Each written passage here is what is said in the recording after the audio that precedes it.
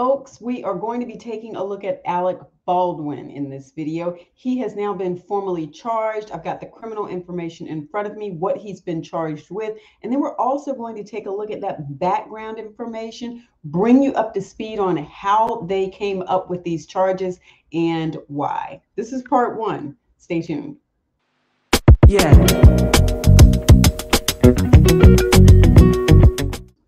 This is coming out of the state of New Mexico. If you recall, he was one of the actors on the set shooting the movie. But we're going to go ahead and dive into this. We're going to get into that history too. But let's go ahead and see exactly what this criminal information says, what he's being charged with. Again, coming out of the state of New Mexico, just filed, today's February 1st, just filed yesterday, Alexander Ray Baldwin III. Criminal information.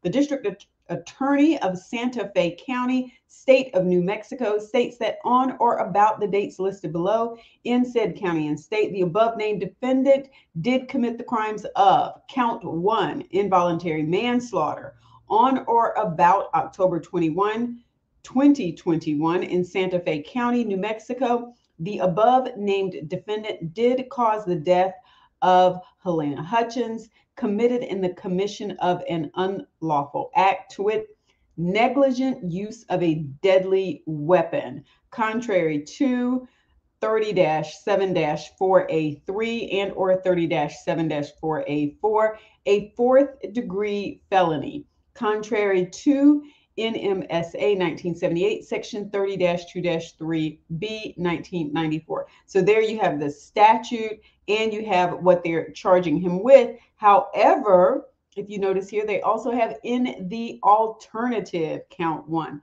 also involuntary manslaughter, same date, having to do with the same person, committed in the commission of a lawful act. That's the difference. The first one is saying it was in the commission of an unlawful act. This one was saying it's in the commission of a lawful act, which might produce death in an unlawful manner or without due caution and circumspection, a fourth degree felony also. And then, of course, you have the statute there. It says this offense shall be enhanced pursuant to the firearm enhancement statute. And you have that listed there. The state requests a felony first appearance be scheduled within 30 days of this filing. The state requests a preliminary hearing be scheduled within 60 days of the felony first appearance. The names of the witnesses upon whose testimony this information is based is contained within a witness list filed contemporaneously with this information. So now you know what he is being charged with. And as I showed you there, one is in the alternative. One is based on the lawful commission of an act, and one is based on the unlawful commission of an act. Let's go back here. Next, I'm going to scroll down to, that's just some information there.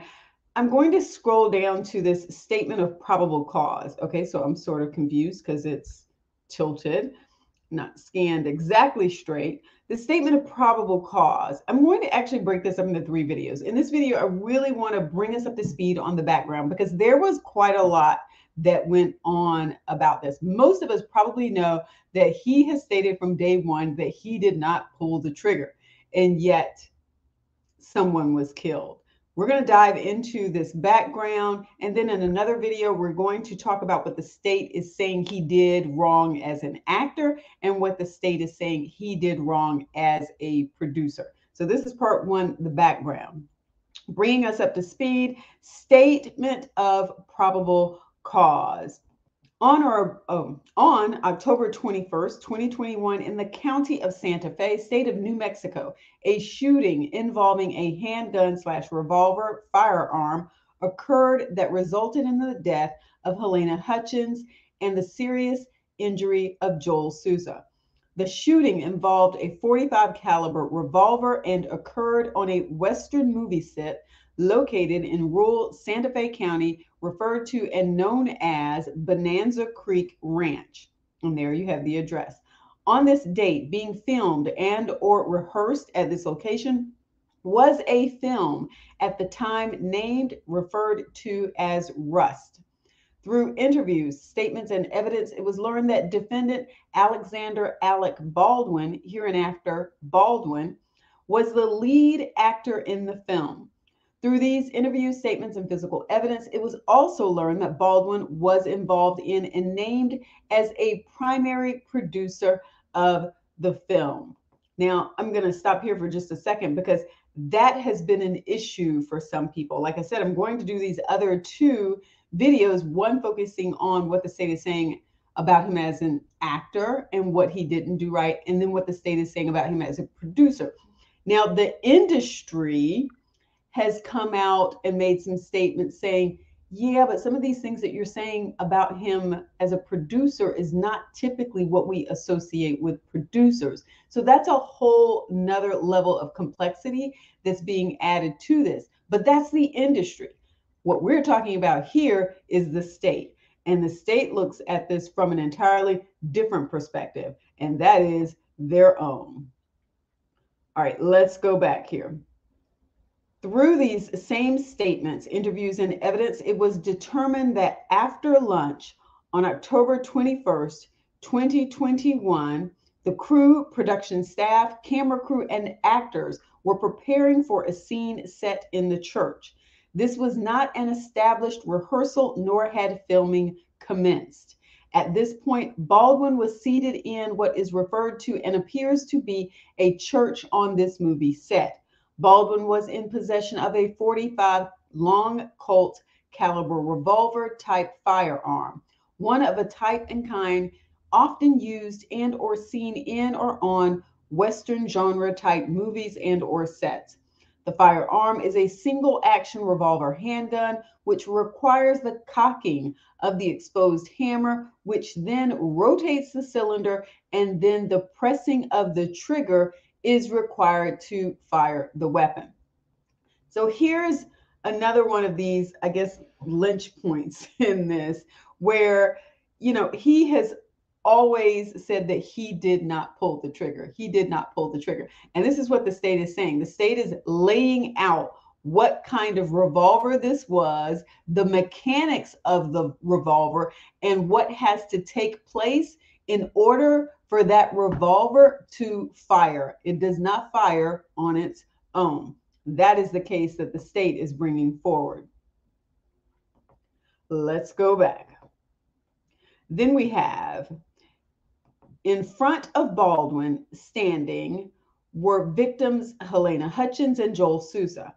Hutchins and Souza were viewing and moving a camera for a possible setup for a later scene to occur at a later undetermined date and or time. Through these same statements, interviews, and physical evidence, it was learned that Halyna Hutchins was the director of photography for the film, and Joel Souza was the director-writer for the film. Information and evidence obtained showed that Baldwin was seated in a pew facing a northerly direction towards the front of the church. In front of him was Halyna Hutchins and Joel Souza and a camera operator, along with other crew, i.e. sound, script, costume, etc.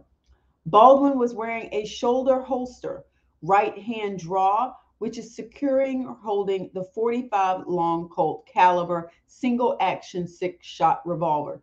You guys, they're being very specific in this criminal information about what kind of gun this is. Baldwin was practicing drawing and pointing the weapon for the scene with guidance and instruction from Halyna Hutchins and Joel Souza. That's news to me, but now we see what was actually going on at the time. The setup was to be a close-up of Baldwin and the firearm as he drew the weapon and pointed it. Halyna Hutchins and Joel Souza were viewing the practice scene on a monitor attached to the camera. Baldwin drew the revolver from the holster, pointed it at Halyna Hutchins, and fired the weapon. When reviewing the script and witness interviews for this particular scene and close-up shot, evidence indicates the scene shot did not require the weapon to be fired. It was also determined by consultation with expert armorers that in a rehearsal, a plastic gun or replica gun should be used as no firing of blanks is required. However, Baldwin fired the single action 45 long Colt revolver, resulting in the discharge of a projectile that struck and traveled through the right armpit area of Halyna Hutchins, exited her back from the OMI's official report, then struck Joel Souza in the right shoulder and lodged in his right back. At approximately 1:45 p.m., the shooting was reported to Santa Fe County Regional Emergency Communications Center via 911. This resulted in the response of fire, emergency medical, and Santa Fe County Sheriff's Office personnel. This further resulted in a case number, CAD incident number, being generated. The Santa Fe County Sheriff's Office conducted an investigation into this shooting under this case number as a death investigation. Detective Alexandra Hancock was assigned as the primary investigator.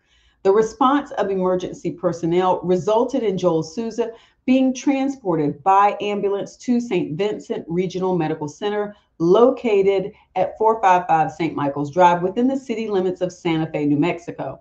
Halyna Hutchins was transported from the scene by air ambulance helicopter to the Level 1 Trauma Center at the University of New Mexico Hospital, located in Bernalillo County, Albuquerque, New Mexico. Halyna Hutchins was pronounced deceased at approximately 3:37 p.m. by attending medical personnel. Joel Souza was treated and released, but not before a projectile was removed from his back. The projectile appeared to be a lead projectile of the type and kind found in live ammunition. This item was secured and turned over to the Santa Fe County Sheriff's Department.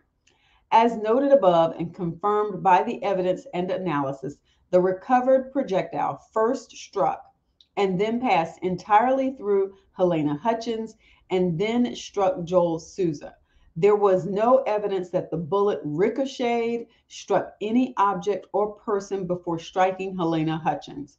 The projectile then penetrated through the front of Joel Souza's right shoulder and became lodged under the skin on his back.